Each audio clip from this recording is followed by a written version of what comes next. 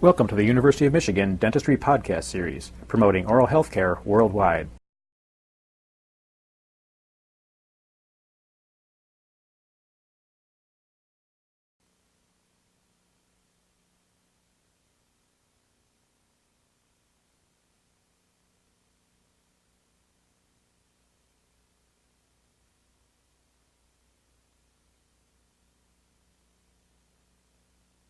Today our guest is Dr. Jeffrey P. Occlusion, who is a professor of restorative dentistry and the director of the Orofacial Pain Center at the University of Kentucky.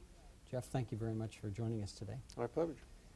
We have seen over the last few years especially quite a controversy with regard to the role of occlusion in temporomandibular disorders, and also more specifically from our interest in the role of orthodontic treatment in that regard. Do you want to comment a bit on, first of all, how you got into the area of temporomandibular disorder treatment, and then secondly, expand into the area of occlusion and how you feel that impacts on TMD problems today? Sure. It's an interesting development. You're right. There's a lot of controversy going on. We have a lot of ideas and little science as we know it right now. What happened to me is I came back to the University of Kentucky to teach in about 1974. And I was placed in the area of occlusion, and so I started teaching a lot of occlusion and learning occlusion, and was in the area of fixed prosthodontics, restorative dentistry. And when you get into that field in the early 70s or the mid-70s, a lot of people were sending patients to me with occlusion problems. So they were diagnosed occlusal problems. So I started treating patients, and it didn't take too long for us to look at these patients and realize that there was something going on here which was more than just occlusion. So we developed in 1977 a clinic area that was just designated for patients who had supposedly occlusion problems. We called it a temporomandibular joint disorder clinic at that time. And then as we started seeing more and more patients, that grew and expanded, and horizons expanded till now we have a full-blown orofacial pain center, which we try to manage all the oral health or all the facial pain problems, of which there are some factors in occlusion. I think what dentistry is struggling with right now is exactly where the role of occlusion fits into the area of temporomandibular disorders. Wouldn't one of the reasons why practitioners have focused on occlusion is the fact that by and large one of the first treatments that is provided in general is a bite splint? And you could imply from that by changing the occlusion you're making the patient better. You want to talk a little bit about splints and how they are used and what effects they have, perhaps other than just changing the occlusion? Sure. One of the things that we did when we got into this area, one of the things we knew best was the mechanics of dentistry. And that's occlusion. And regardless what specialty you're involved in, that's the way there always gets down to some occlusion. So when we went in there and we thought we could change occlusion, that we should have great impact on jaw function. And of course you do have some impact on jaw function, but we had to expand from the mechanics of that to understand the full-blown emphasis of temporomandibular disorders. An interesting concept that we developed very early on, that is, if you put an occlusal appliance between someone's teeth and they get well, we jumped to the conclusion that the reason why they got well had something to do with their occlusal contacts. And in jumping to that conclusion, the next step was, well, we better change the occlusion. So if this appliance worked, then perhaps we got to get in there and make a permanent change in the occlusion. We missed some concepts, I think, at the time. Although an occlusal appliance does alter the occlusal condition, no question about it, it is not the only way that the jaw system is impacted by putting a piece of plastic between the teeth. And there's 5 or 6 different things that are affected. And if you think about it, if we appreciate how an occlusal appliance can impact on masticatory function, and then we have to sit back and look and say, well, one of them is occlusion. It could be the occlusion why the patient got better. But some people get better perhaps because it alters the condylar position. That's another impact. Some people may respond by an increase or decrease in symptoms secondary to a change in vertical dimension. Every appliance you put in someone's mouth, if it has an occlusal surface to it, is going to alter vertical dimension. And although I'm not a big proponent that vertical dimension is a major contributor to TMD, I would say that a change in vertical dimension impacts greatly on muscle function and symptoms. So maybe the patient got better because we separated the teeth and lengthened some muscles. And there's some other things that it does. An occlusal appliance also impacts greatly on the cognitive awareness of the patient. Patients become more aware of what their jaws are doing, their teeth are doing, and therefore, if during the day they have a habit of putting teeth together and clinching, like when they're driving down the street or working on the computer, an appliance in there all of a sudden reminds them of that. And that cognitive awareness can be responsible for shutting down some activities, and that may be the reason why they get better. But there's a couple more.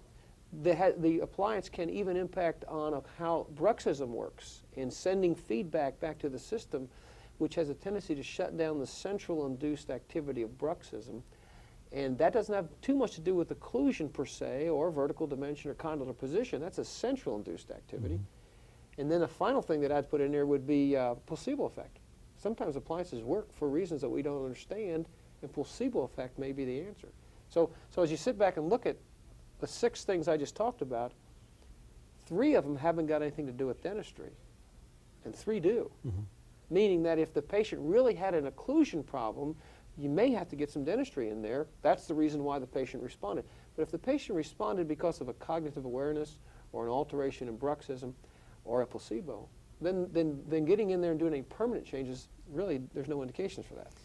What percentage of your patients display some sort of myofascial pain, fibromyalgia, some muscle-based problem as opposed to something such as internal derangement or some sort of degenerative disease of the joint? Okay, and that's a great question, tough to answer, in that we will see most our patients frequently have both disorders. They have a muscle complaint, and then they have some type of intracapsular complaint. Now, I think if I laid back and thought about it, more patients would be complaining of muscle pain than intracapsular pain. So that I would say that more people will show some either myofascial or some generalized, the term fibromyalgia is being used as a more general systemic kind of a term for a muscle complaint. But there are a lot of patients out there who have intracapsular problems, but they report differently. If their chief complaint is intracapsular, they're going to point right in front of their ear, and they'll say right here, and the history will relate some mechanical types of things, catching, clicking, locking, maybe a history of trauma. That muscle pain patient will report more of the global. They'll put their whole hand on the side of the face. Boy, it hurts over here or here. It's usually bilateral compared to the unilateral incidence of joint pain. But there's a lot of patients out there who have joint complications that aren't symptomatic. The clicking joint that doesn't hurt. So in the question that you asked, if we include those, then there's a lot of both joint and muscle problems. If you listen to what the patient's complaint is, I think in our center we see more muscle complaints than we do intracapsular complaints. How do you distinguish the primary role of muscle problems versus intracapsular problems, or can you distinguish between the two? We have a lot of instruments and a lot of things that we're trying to develop that helps differentiate our pain problems. We're trying to develop equipment and instruments that will differentiate and make the diagnosis for us. As I see it at this point, we've failed completely at finding instruments that help diagnose. What I think the most important part about making a diagnosis is what you hear from the patient, taking the history. And that's something we're not used to in dentistry. What would be a typical history of, let's say, a myofascial pain patient whose primary problem from your perspective would be a pain problem in the muscle, not in the joint? Okay. What you're going to hear from the patient typically, anyway, classically, is a more broad-based pain, not specific like joint pain. They'll be pointing right in front of their ear. A more broad-based, bilateral. They'll notice tension and limitation of opening that's more restricted because of bilateral activity, masseters, temporalis, and such. You'll hear a history which is a little more subtle in its beginning, classically. When did it begin, Mrs. Smith? Well, I think it was about 2 months ago I was having some terrible pain. Well, is that the first time? Oh, no, about 6 months ago I had some of this pain. Well, is that the first time? Oh, no, this has been going on for years. And you'll see the temporal behavior, the cyclic behavior of muscle pain responses. Where in intracapsular problem, you'll have a history very often that relates. For instance, fell down, bumped my chin, started right here. Motor vehicle accident, started right here. Or just waking up feeling some clicking. A more discrete clinical history with an intracapsular, a more broad, subtle change that may be getting worse with the muscle pain. The intracapsular problem also will relate very strongly to biomechanical function, and therefore it's there most of the time. The muscle disorder, because of the influencing factors of stress, tension, things like that, will fluctuate more. They'll be having terrible pain sometimes, and then it's not so bad sometimes, and then terrible pain. So what you hear from that patient, what the patient's telling you, I think is going to help you a lot on making your diagnosis. Now, you've talked in the past about the difference between functional activities such as chewing and talking and swallowing and parafunctional activities such as bruxism, clenching, and things of that sort. How does that enter into this picture of a pain within the musculature? You know, I think the way I look at it is we can take most of what the jaw system does and divide it into two broad categories: functional activities and the others, which I'd call parafunctional activities for a lack of a better word. Functional activities, chewing, swallowing, and speaking. And if you watch those activities and study them, what I think you can come to the conclusion that in fact they're very organized, well-instrumented activities by the neuromuscular mechanisms. In other words, we have a group of brainstem activities which are the central pattern generator, for instance, which are dictating exactly how we chew, swallow, or speak. Very, very, very systematically. They've learned certain muscle engrams to do things like chew and to speak, and they're repeated over and over again. And they receive some information from the peripheral structures regarding what's going on out there. For instance, you put some food in your mouth, the peripheral structures like the tongue and the lips and the cheek and the attachments will send information to the central pattern generator saying this is a piece of steak. Mm-hmm. Let's put in our muscle engram pattern that chews a steak. And the system is very well developed so that if the next spoon goes in as something soft like Jell-O, the central pattern generator receives the peripheral information, a new muscle pattern is sent back, and the task is carried out. What we see with the system is that there's probably very little damage or pathology resulting from chewing, swallowing, speaking. There's a lot of protection involved, there's a lot of organization. But what we think's going on in the other areas, the parafunctional activity, they're not as well controlled. Well, let's put it differently. The activity is really generated maybe from a central source. Something in the brainstem is saying we need to contract these muscles, like a clinch or bruxing. And because the activity is more central induced, the peripheral structures have little to say about it. Why do people brux? I mean, I know that sounds like a silly question, but I mean, what you must have given some thought as to what makes a person brux or clench. Do you have any thoughts on that? Yeah, we're doing some sleep research down at the University of Kentucky, and we'll watch people in a sleep lab, recording masseter muscle along with some of the other physiological functions. And the first thing that we find out is that almost everybody does, which is something that we have to appreciate. We used to think that bruxism was a very unique pathological condition, and I don't believe that at all now. I think this is a fairly normal condition. Most of us put our teeth together at some time during sleep. Sometimes it's a lot of force and sometimes it's not, and the difference that we may see in pathology is how much and how active the system is. And if it's a very, very active system, we may see more of the ramifications of pathology. But most of us put our teeth together. Now, what's interesting when you watch that, you'll see there's certain things that are involved in the sleep cycle. For instance, an arousal phase of sleep causes us to put our teeth together. So if you walk in a sleep lab and you shine some lights in someone's eyes, they'll clench their teeth. If you touch them or drop something in the room, a little sign, a little sound, they'll clench their teeth. It's part of the arousal phase, moving from a deeper level of sleep to a higher level of sleep. Now, those are pretty common. That may not be what causes us to wear our teeth out. That may be a more powerful central nervous system-induced activity, of which we know has something to do with emotional stress. The more that we have, the higher the level of emotional stress, the more we seem to carry out that function. But it's not as simple as that either, as I see it. We see that there's probably some genetic component to it. We see that some people are more prone, perhaps, to this from a genetic standpoint. If their parents did, they'd do it more. There is some activity that we see secondary to other central nervous system disorders, cerebral palsy, some mental retardation. There's some activities like that.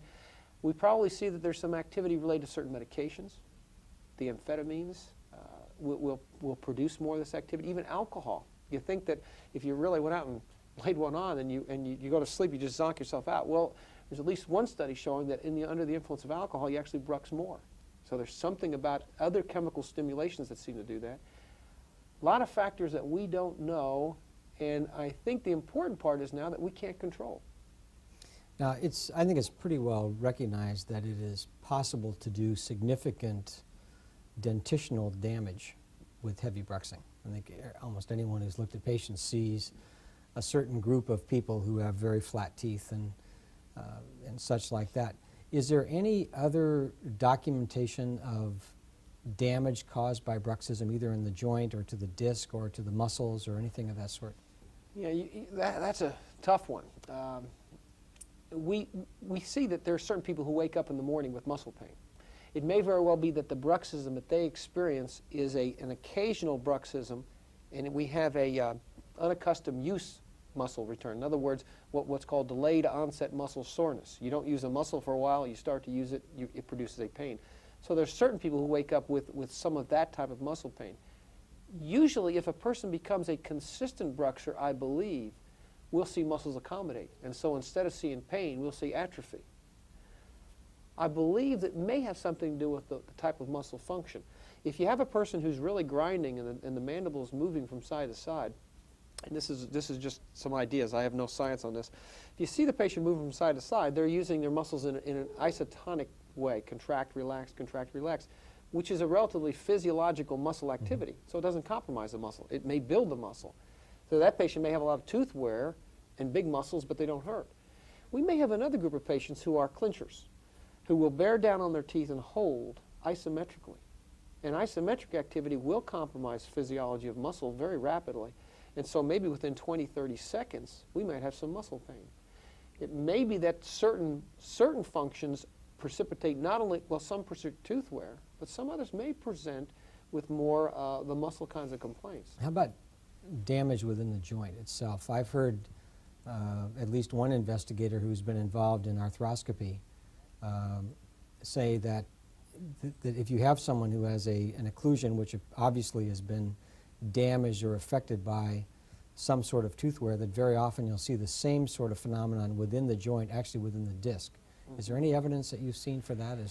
You know, it's one of those things, the theory that sounds good, but I'm not sure how we can document it very well. The one study that comes to my mind is done by Dalwick, where he looked at a group of patients that he was going to perform some open joint surgery, and then asked them beforehand about their bruxing habits.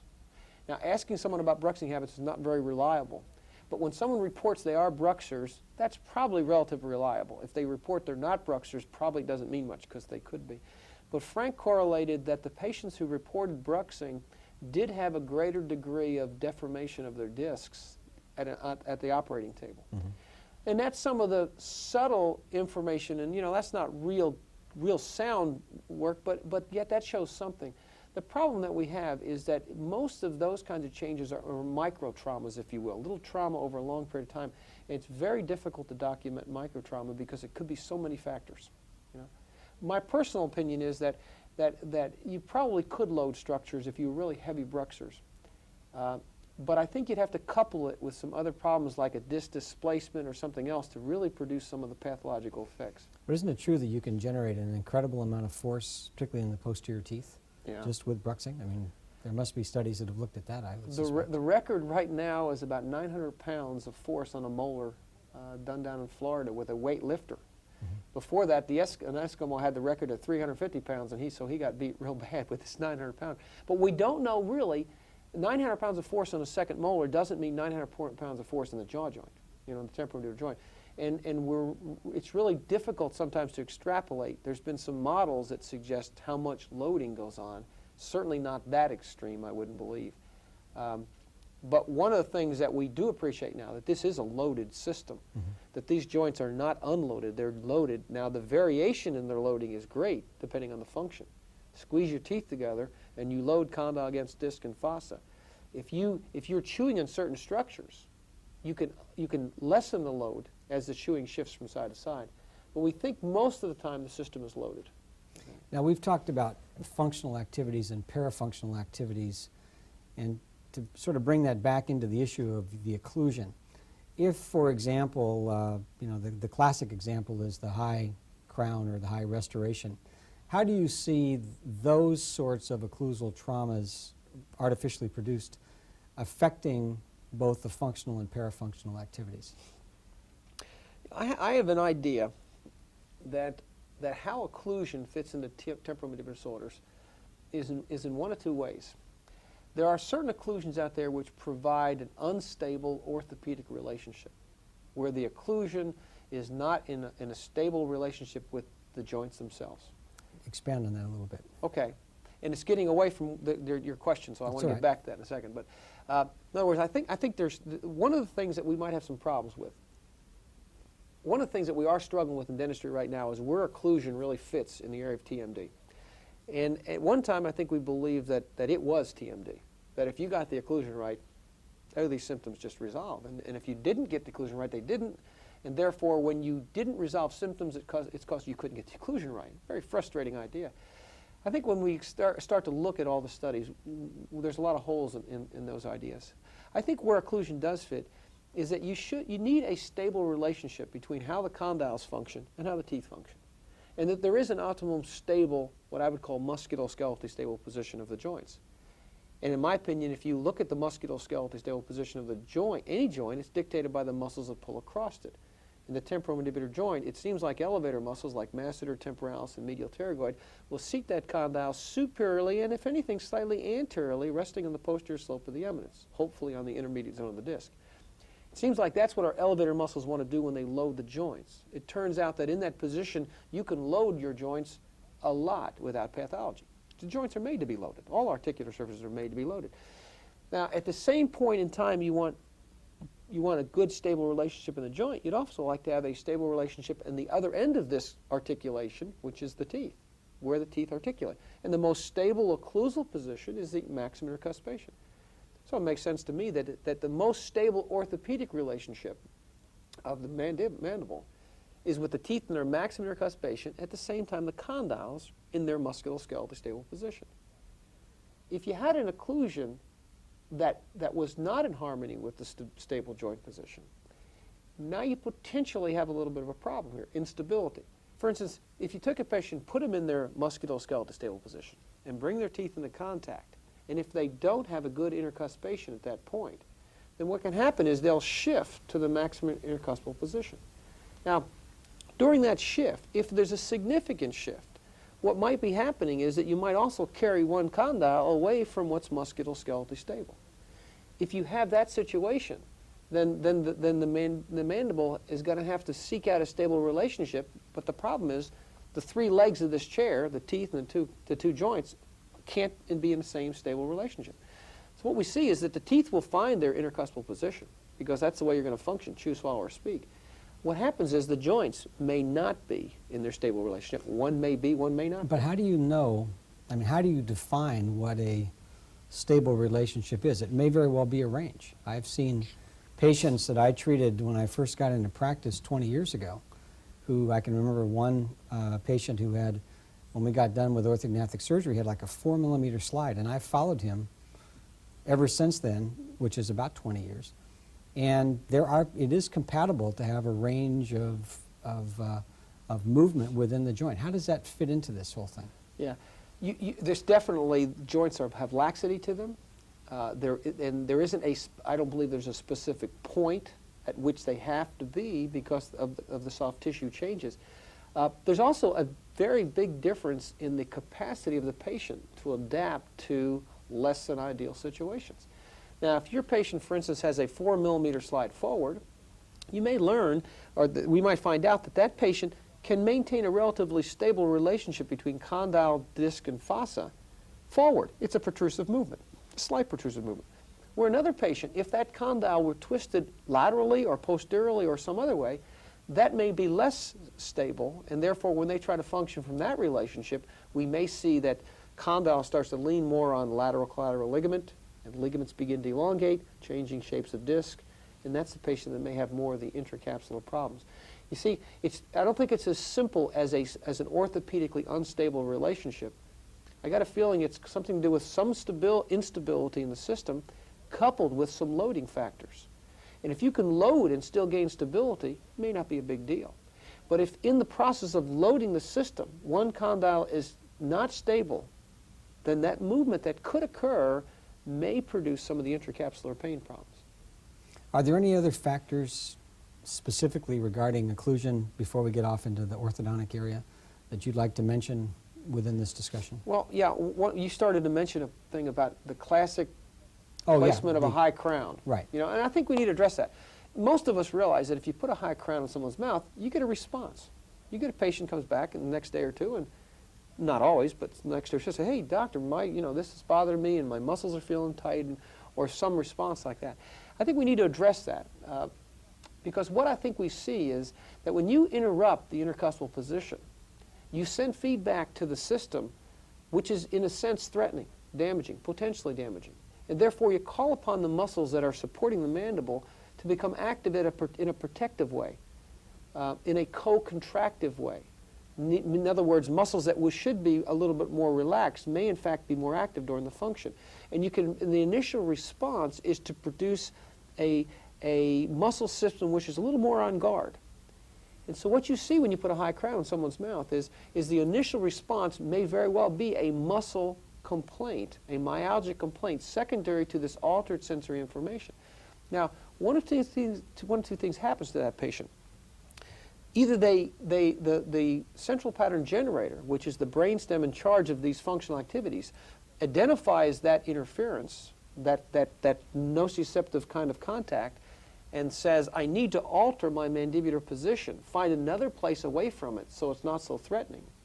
And if the central pattern generator can do that, it learns a new muscle engram which allows the teeth to come together comfortably without that threat. And so what you see is the vast majority of patients, you put a high crown in, a day or two or three later, it's not much of a problem. They've learned a new way to avoid it. It's not that much of an issue. And that's what, thank goodness that's what most of our patients do, because we're not perfect dentists and we make some changes which in fact elicit a response. There is a group of people, however, who seem to have trouble trying to alter the muscle engram pattern, and therefore this muscle pain becomes a little more promoted. It becomes even a cyclic problem. And with that, we start to see other types of complaints, and it's probably coupled with other factors, like maybe there's a stress component. Maybe there's some factors in there which are what I would call constitutional factors. We're different. Different people respond differently, and there's not much science in that. It's just a feeling that we all have, adaptation, if you will. There's other factors in there. Some of those patients, you put that high crown in there, and they can't adapt, and they become some of our significant mascatory muscle pain problems. Now, is that not evidence then that the occlusion can affect or can cause TMD? Yeah, I think there's, the issue is this. If occlusion were the only factor, I think, involved with TMD, I think we'd have known that a long time ago. I mean, it would obviously be a black and white situation, a cause and effect. And we don't believe that's true. Now, the pendulum is beginning to swing so much to the other side that now we have some people saying that occlusion has absolutely nothing to do with TMD. Well, if it had nothing to do with TMD, I think that we'd know that already too. It'd be a black and white issue. There's a relationship here someplace. I think where it fits is it can fit in disruption of the system, like a high crown, although the majority of the disruption of the system we adapt to, but for a few people we don't. And then the other issue is I think it has something to do with orthopedic instability. For some patients, if they have a true lack of the stability they need orthopedically, and then the system becomes loaded, bruxism or whatever, or maybe even traumatically loaded. Maybe there are some people out there that are orthopedically unstable, and then with a little trauma, it puts them over the hill.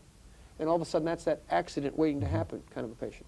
So I think it does fit that way. Now, we've talked so far about occlusion in general, and obviously from an orthodontist standpoint, orthodontic treatment has a great focus. It's the focus of their profession, basically. And we've seen over the last few years increased interest in the relationship between either malocclusion, the existence of various types of malocclusion, and TMD, or perhaps even more importantly from a clinical standpoint is the effect of orthodontic treatment. I know you know the literature very well in this area. Can you summarize your thinking in this regard about what is known and what is not known regarding orthodontics and TMD? I think one of the articles that you have to go to There's one done by Randler, I think the name was. He was a graduate student at Northwestern. He went back to the literature and looked at 22 years of literature and pulled out all the articles that had something to do with orthodontics and TMD. I think he came up with 92 articles. But then he started dividing the articles into what we know and don't know from the standpoint of scientific studies versus case reports and opinion articles. And if I remember the numbers right, I think there was something like 51 opinion articles out of the 90-some. There were something like 35 case reports, which gives you a little bit of scientific information for a particular patient at a particular time with a particular disorder for a particular period of time, which is fine if you got that particular patient for that particular disorder for a particular period of time. But what was most interesting, I think there were only 6 studies at that time that looked at any scientific sample of patients. So everything we knew and that was, I think, published in '88, everything we knew up to that time was based on 6 studies, and yet we had lots of opinions about what ortho did to TM disorders in some of our patients. And of course, we had some interesting things happen which convinced some of us that occlusion or orthodontics is a major contributing factor to TMD. But I think if you go to the scientific literature, you can't find that. I think if you go to the scientific studies and look at sample studies where they try to do well-controlled studies, I think you'll see all the studies show either no relationship between occlusion and orthodontics, or excuse me, between orthodontics and temporomandibular disorders. Either no relationship, or the relationship was a subtlety, where there really might not have been a significant change, but maybe a slight trend.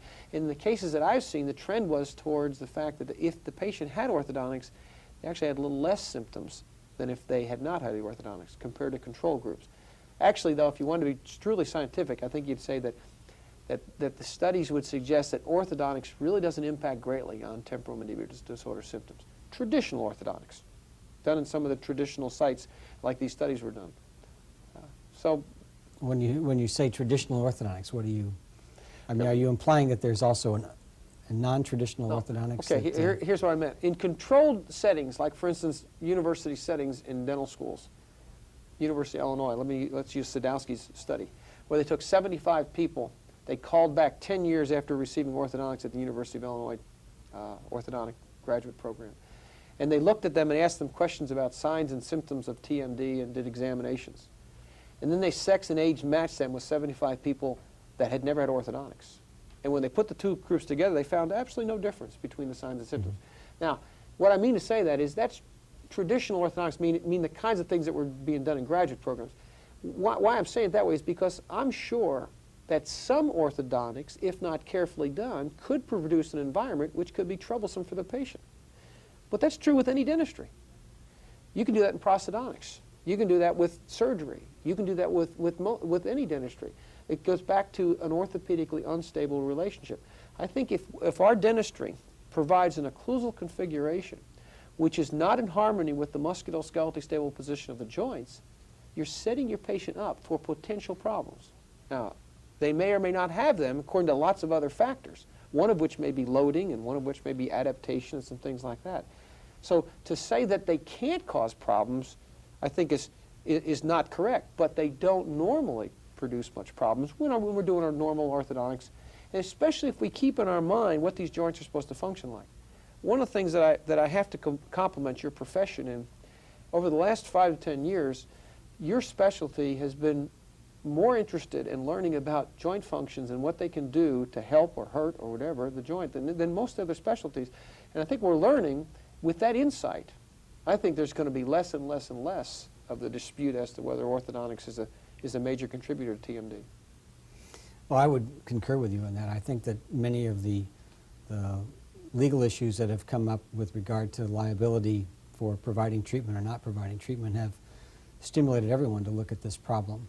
And I think that our discussion today regarding the role of occlusion and more specifically the role of orthodontic treatment is certainly evidence of exactly that situation where there is now becoming more and more well-controlled clinical studies. And one of the interesting things about this is that there really are no really good animal models to study TMD, which I think is an interesting situation because in most disease states, at least you have some way of simulating that. And I don't think that, at least as far as I know, is not really on the horizon as of right now. The issue, the problem you have there is not only is there not a good not a good animal model, there's a pain issue in here. In other words, we'll see an individual with dysfunction, intracapsular dysfunction, no pain. And so part of our TMD issue is the interpretation of the dysfunction at the central nervous system level and cortex regarding pain. Mm-hmm. We've got a lot of people seeking treatment with very little dysfunction. We've got a lot of people with major dysfunctions not seeking treatment. And there's no animal model that can cover the issue of pain. That's what makes it so complex. Do you have any final comments or thoughts in this regard? What are some of the recurring questions that people ask you that you really don't have an answer for? Well, one of the things that's really frustrating is the cure to bruxism. And if it is a big issue, how do we stop it? And we don't have an answer for that right now. With occlusion doesn't change. I mean, occlusion can alter bruxism, and we can deter it, and we can put it off a little bit with like occlusal appliances. But we'll find that when you take the appliance out, we're right back to the same thing. We're dealing with a central induced activity which is frustrating to us, especially if our patients are having symptoms secondary to that.